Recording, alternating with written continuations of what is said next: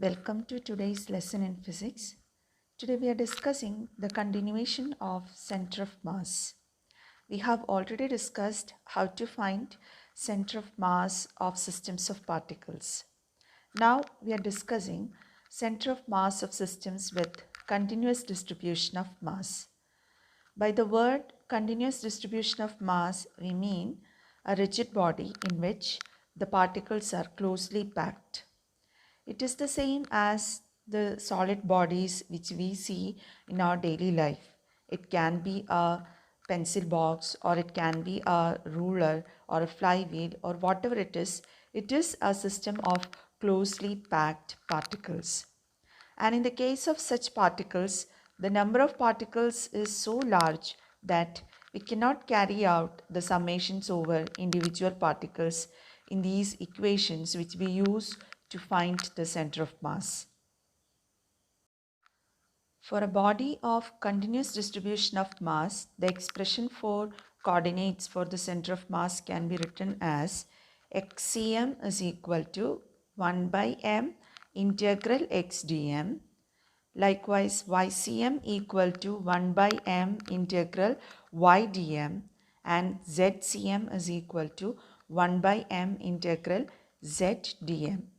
So here that summation, it is replaced by that integration, and total mass, that is m. So this is how the equation changes in the case of bodies with continuous distribution of mass. Now in the case of homogeneous bodies of regular shapes, we have to find the center of mass. By the word homogeneous body, we mean a body with uniformly distributed mass. By using symmetry consideration, we can show that center of mass of these bodies lie at their geometric centers. So in the case of certain bodies which we are familiar with, for example, hollow sphere, its center of mass is at its center. That means at the center of the sphere. And in the case of solid sphere also, the center of mass lies at the center. Now circular ring, in the case of bangle and all, it is at the center of the ring. In the case of circular disc, it is at the center of the disc. In the case of a road, the center of the road is the center of mass. If you have a plain lamina which is rectangular shaped or square shape, the point of intersection of diagonals gives the center of mass. In the case of a triangular lamina, the point of intersection of medians will be the center of mass. In the case of rectangular or cubical block, the point of intersection of diagonals itself, but here the body diagonals we have to consider. So at the point of intersection of body diagonals will be the center of mass in the case of rectangular or cubical block. This shows the diagram, that means the center of mass of different bodies. Now this is a curious fact about the center of mass. We are familiar with the fact that when an object is thrown, it is called a projectile, and the object follows the path which we call parabolic path. But when a bulk object is thrown at an angle in air so that it becomes a projectile, we can see that only one point follows the parabolic path and all other points take different paths. And the point which follows the parabolic path is the center of mass. So when a bulk body is in flight, when it is thrown, when it is in flight, the center of mass follows the parabolic path, and all other points of the body, they follow different path. You can see the different positions of the bat which is thrown. Now we will discuss two problems. First, example 7.1. Find the center of mass of three particles at the vertices of an equilateral triangle. The masses of particles are 100 gram, 150 gram and 200 gram respectively. Each side of the equilateral triangle is 0.5 meter long. So here we have three particles kept at the vertices of equilateral triangle. So the diagram we have like this. So for our easiness, we assume first particle to be at the origin. So that coordinates it becomes 0, 0. And the second particle, it is at A, that is 150 gram. And the third particles, we assume it to be at B, which is the mass 200 gram. The coordinates of points A and B we are getting because it's given in the question that the triangle is of equilateral type and each side is having a length 0.5 meter. So we have this side to be 0.5 meter. So that coordinate becomes 0.50. And coming to the point B, this point B, we have to find both x coordinate and y coordinate. So how to find the x coordinate and y coordinate? X coordinate will be having half the length of OB.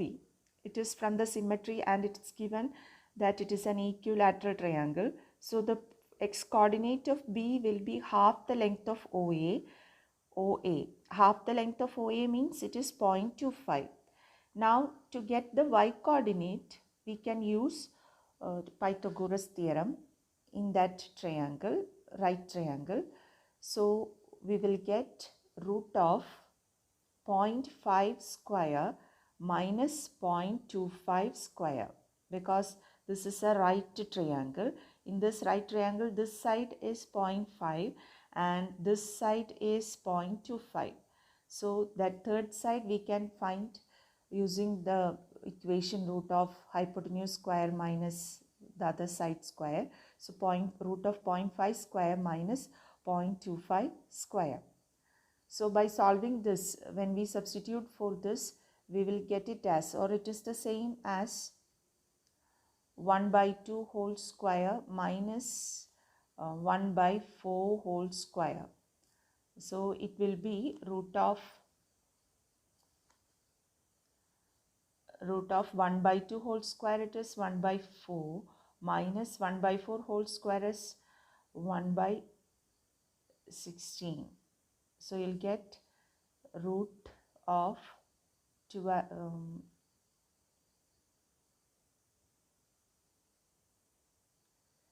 by 4 into 16. That means you have root of 3 by 16, that is root 3 by 4. So the answer becomes root 3 by 4. Root 1 by 4 is the same as 0.25. So we have 0.25 root 3. So that is how we are getting that coordinate of B as 0.25 and 0.25 root 3. So the picture is clear for us. 100 gram is located at the point 0, 0, 150 gram at 0.50 and 200 gram at 0.25, 0.25 root 3. Now we have to find the center of mass using the equation xcm, ycm and that's all. ZCM is not there because it is a two-dimensional case. So by finding the x coordinate of the center of mass, we have m1 x1 plus m2 x2 plus m3 x3 divided by m1 plus m2 plus m3. Substituting for x1, x2 and x3, we have xcm as 75 by 450, that is 5 by 18. So x coordinate we are getting as 5 by 18. Similarly, coming to y coordinate, so we have ycm equal to m1 y1 plus m2 y2 plus m3 y3 whole divided by m1 plus m2 plus m3. And substituting, we have ycm equal to 50 root 3 divided by 450. So we have 1 by 3 root 3 meter. So we have the position coordinates of center of mass of this system to be 5 by 18 and 1 by 3 root 3. Now the thing is this, here we considered 100 gram to be at O, 150 gram to be at A and 200 gram to be at B. If we change the position, that for example, here if we consider 100 itself and here instead of 150 we consider 200 and here 150, so the arrangement has changed. So for this system, what we get as the center of mass will be different. So that is a point to be noted. So as the positions of the particles of the system changes, the center of mass also changes. So center of mass depends on the relative position of the particles of the system in that system. Okay, relative position where the particles are kept. If the positions of those particles are changing, the center of mass also will change. Okay, so with this particular system, that means 100 gram at O, 150 gram at A and 200 gram at B, we are getting the center of mass at 5 by 18, 1 by 3 root 3. For other arrangement, the answer will be different. Now coming to the next problem, that is example 7.3. Find the center of mass of a uniform L-shaped lamina. Lamina means very thin, flat plate with dimensions as shown. The mass of the lamina is 3 kilogram. So as the part of the question, the dimensions shown is that 2 meters. So this side is 2 meter and this side also is 2 meter. And this side you can see that is 1 meter. That's the dimensions given, and it's given that the mass of the lamina is 3 kilogram. And for this system we need to find the center of mass. That's what we need to do. So from the picture given, see it's 2 meter here and this side also is 2 meter. Here 2 meter and here also 2 meter. So we can divide this lamina into 3 symmetric parts. You know how? This is one part and this is the other part. So 1, 2, 3. Like that we can divide the lamina into 3 symmetric parts. So since there is uniform distribution, it's given uniform L-shaped lamina. So there is uniform distribution for the mass. So each part will have the same mass. The mass of each part will be same. Okay. So since the total mass is 3 kilogram, each part will have a mass 1 kilogram. So 1 kilogram will be the mass of each part. And the mass of the particles, that means here actually it is a lamina, but we know for each portion its center of mass will be lying at the point of intersection of its diagonals. Like that, if we draw here, this will be the center of mass here for this point. Okay, and what is the mass of that particular point? Center of mass 1 kilogram. Like that, for this square piece, at its center, at the point of intersection of its diagonals, you have the center of mass. Similarly, for the third portion also, you have the center of mass at its center. Okay, so instead of considering the lamina as a whole, you can consider it as a 3-particle system. Okay, first particle of mass 1 kilogram is kept at this point. Suppose we call it as A. And second particle of mass 1 kilogram is kept at point B. And third particle of mass 1 kilogram is kept at point C. So the big lamina, now it is reduced to 3-particle system. Each particle is having a mass 1 kilogram, and the coordinates of these 3 particles we have to find out. That's what we need to do next. A, B, C. Okay, so for that we assume this particular point to be the origin. You know, up to this it is 2 meter. So up to this it will be 1 meter. Okay, it is 1 meter. Now here also up to this point it is 1 meter and up to this it is 2 meter. Okay, so what will be here? So this point, the point of intersection here, it will be, what will be the coordinates? Likewise here, what will be the coordinate? Likewise here. That's what we need to find. So from the picture it's clear, the x coordinate of the point B, x coordinate of the point B will be half, that means 1 by 2, x coordinate will be 1 by 2 because it is half the length of this. Up to this it is 1, so up to this it will be half. So x coordinate of B is half. Likewise, y coordinate of B also will be half because up to here it is 1. So up to here it will be half of that, that is half. So B, the point B has got the coordinates as 1 by 2, 1 by 2. So 1 by 2, 1 by 2 is the coordinate of B. Now coming to C. So when we come to C, we have, this is the point C. Okay. So as we said earlier, here this is 1, this is 2, this is 1, this is 2. So for C, also the y coordinate will be half because, okay, same level, no. So y coordinate will be half as we discussed earlier. Now what about the x coordinate? X coordinate, so 1 is over, then half. So 1 and 1 by 2, that is the same as 3 by 2. So x coordinate, so that point C has the coordinates 3 by 2, 1 by 2. Okay. Now coming to the third point here, that is A. We have the third point here.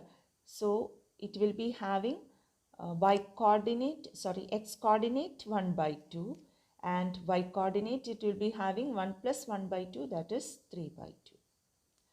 So C is having the coordinates 1 by 2, 3 by 2. So this is how we can have. So this picture shows the other arrangement and the coordinates. So you can see instead of taking ABC, in here we have taken C1, C2, C3. So C1 is this is C2 and this is C3. C1, C2 and C3. Okay, so C1 is having coordinates, you can see C1 is having coordinates 1 by 2, 1 by 2. C2 is having 3 by 2, 1 by 2, and C3 is having 1 by 2, 3 by 2. So now each mass, it is 1 kilogram. Now all the coordinates we got, what remains is to find the center of mass coordinates. So HCM is equal to m1x1 plus m2x2 plus m3x3 divided by m1 plus m2 plus m3. Substituting, we will get 5 by 6 meter. And coming to YCM, m1 y1 plus m2 y2 plus m3 y3 whole divided by m1 plus m2 plus m3. So we will get YCM also to be 5 by 6 meter. So the coordinates of center of mass are 5 by 6, 5 by 6.